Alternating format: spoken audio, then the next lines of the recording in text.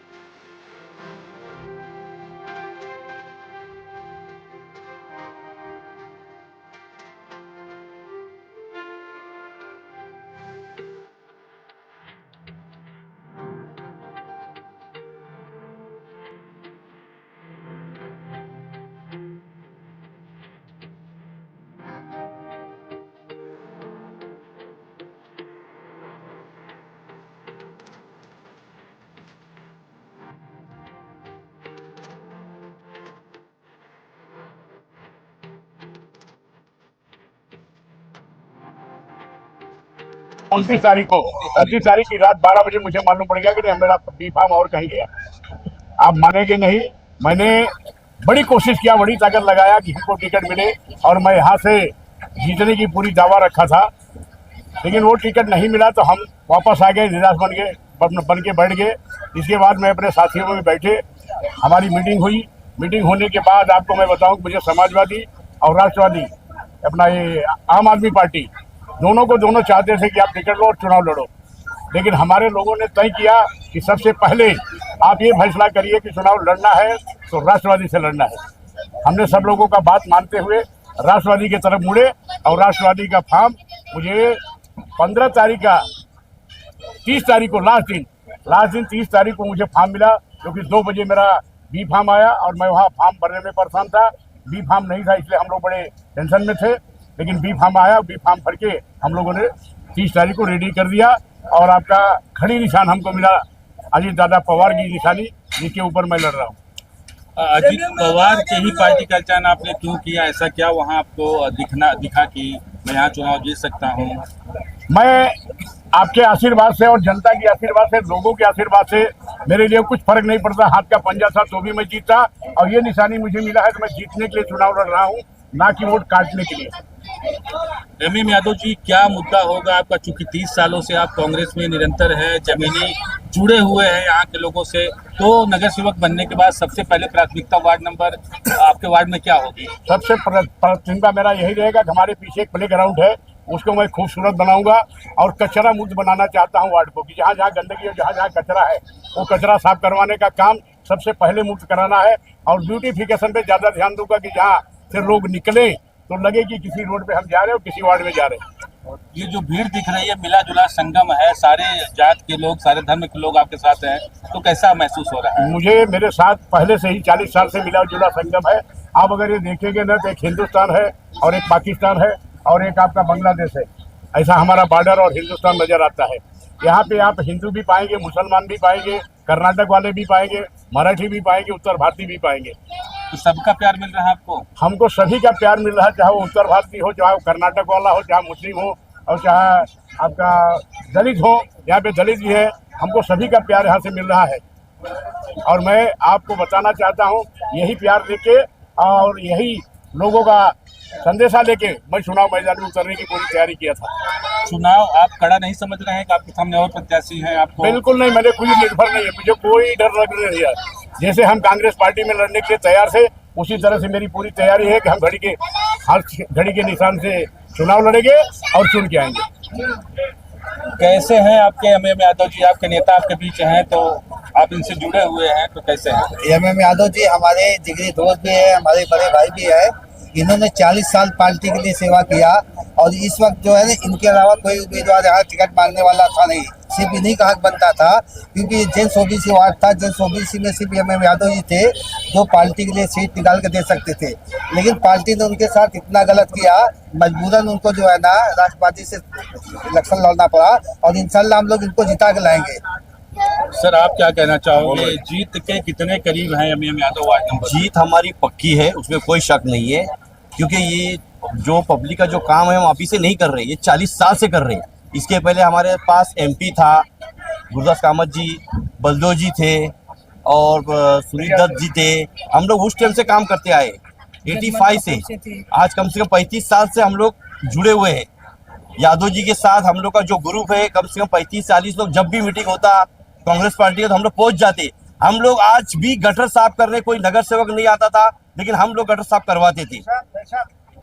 अब लेकिन हमारे पास ताकत खाली गटर साफ करने की थी, गटर बनाने की ताकत नहीं थी। हम लोगों ने ये सोचा है कि गटर साफ करने से गटर साफ भी करवाना है, उसको बनवाना भी है। और हर जगह पे बाथरूम आज भी हम लोग जो 4-5 दिन से कुछ और बाहर निकले तो लोगों ने मुझे अभी और वो चीज बता रहे कि यहाँ पे कितने लोग अभी जीत के आए और जीते भी लोग हैं, किसी का नाम नहीं लेना चाहता हूँ, फिर भी संडास का पानी कहाँ बह रहा है, गटर का पानी कहाँ बह रहा है, कोई ध्यान नहीं दे रहा कोई चीज के ऊपर। सबको खाली यही पड़ा है कि मैं एमएलए बन जाऊं, मैं नगर सेवक बन जाऊं, मैं एमपी बन जाऊं, बाकी कोई चीज की पड़ी नहीं है।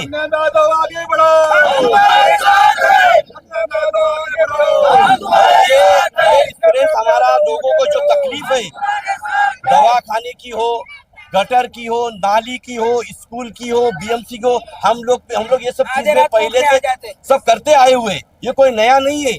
हमारे पास कोई ताकत थी जब भी किए, और आज से 10 साल से हमारे पास कोई ताकत नहीं थी, फिर भी हमने किया लोगों का काम। जितना हम लोग से हो सका वो हमारे यादव जी के साथ मिल के हम लोग जहाँ भी जाना पड़ता था, जो भी काम के लिए हम लोग ने जितना हो सका यादव जी के साथ रह के सब काम करके दिया है। और आज अगर हमारी ताकत बन जाती है, क्या हमारे यादव जी नगर सेवक बन जाते थे, तो हमारे पास ये एरिया के अंदर काम करने के लिए कोई चीज की कमी नहीं रहेगी। विकास नगर का यह एरिया काफी गंदगी है, यहाँ पे नाली हो, गटर हो, सड़कें साफ नहीं रहती है, तो जीतने के बाद यहाँ के रहवासियों के लिए क्या करने वाले?